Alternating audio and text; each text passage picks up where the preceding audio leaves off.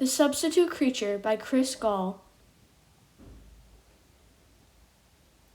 The range is 3.6 and it is a half a point.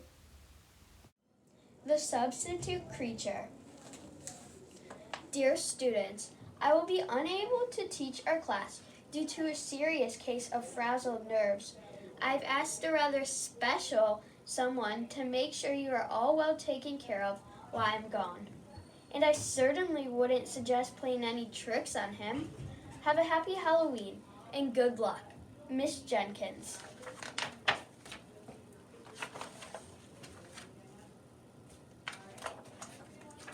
On a windswept day in late October, the students of Miss Jenkins' class arrived to a surprise at school. Substitute teacher today, announced Peyton.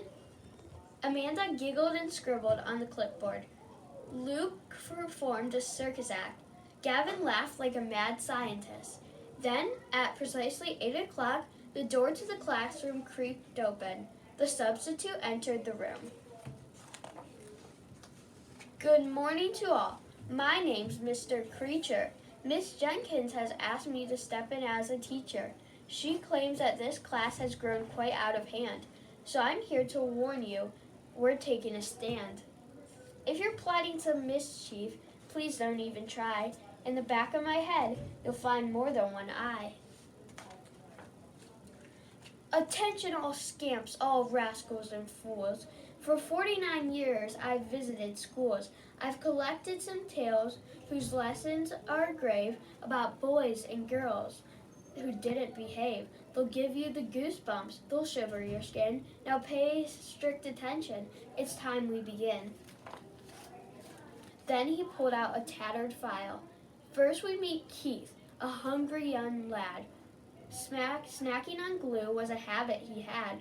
He ate so much glue, no amount was too much, that he started to stick all he would touch. Soon no one could find the boy underneath all of the objects that stuck to poor Keith. Peyton's huge backpack fell over, and a dozen glue sticks rolled out. Miss Creacher looked very unhappy. Have you heard about Sarah? She crammed all her stuff inside of her desk. But enough was enough. Her desk was so full that it started to shake. It rattled and lurched like a minor earthquake. Kids ran for their lives, and the teachers threw fits, and then Sarah's desk blew itself into bits. Amanda passed the note to Luke, but Mr. Creacher snatched it from her hands. Kaylee, the artist, was always the best at drawing when she should be taking a test. When the dragon she drew looked so real, it blew smoke. The children suspected it might be a joke. But the dragon on the paper then leaped from the page. It tore through the room in a flame-throwing rage. Are you not yet convinced? Did I notice a yawn?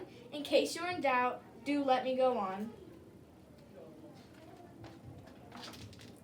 Listen up. Have you heard of Daydreamer Zach? His mind wandered off while he took out his snack. So he failed to see the open cage door, and he simply ignored the little tracks on the floor. And no one else noticed in time to shout freeze that the sandwich he held was of hamster and cheese. Luke jumped when he felt a nibble inside his pocket shirt. Mr. Creacher opened another file. Kate always carried her backpack with pride. It made great place for her monkey to hide. Now everyone else knows the no pets allowed rule. When her monkey escaped, it wreaked havoc at school. Then the children all thought they should bring a pet too, and soon as the school was a mess and it smelled like a zoo. Gavin quietly tied Amanda's shoelaces together. Mr. Creacher scrawled, then continued.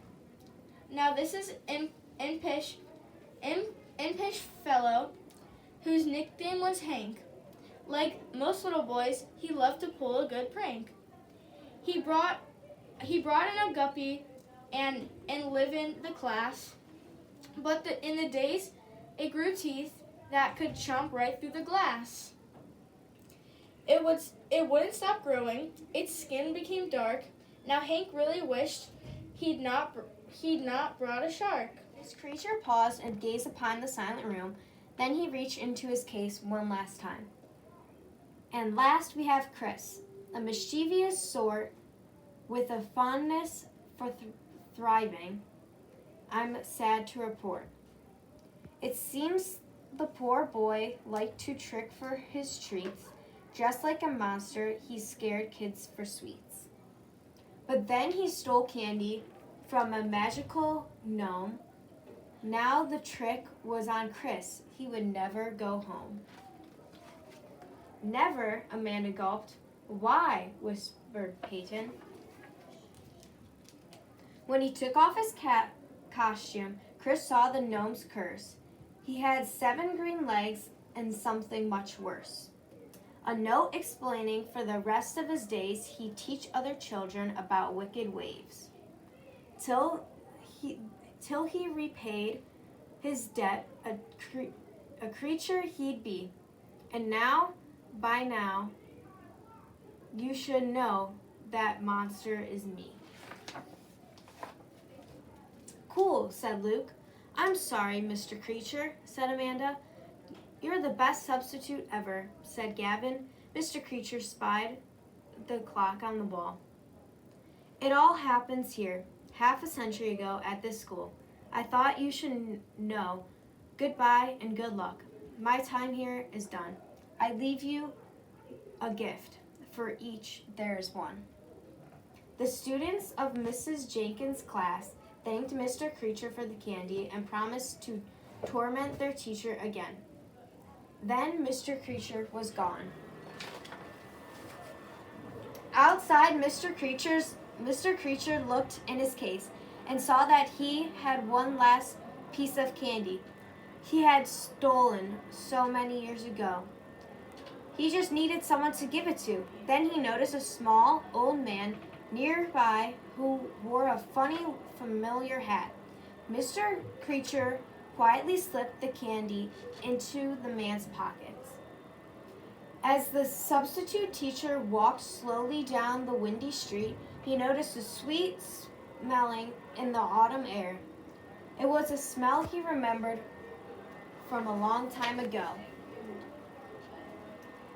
His tentless tangled as the smell pulled him forward, and the world started to spin around him. He began to run to a small house at the end of the street. There his bike was still leaning by the step, and his dog was still waiting on the lawn. Everything was as if he had never been gone. Chris was home, and he was just in time for a Halloween treat.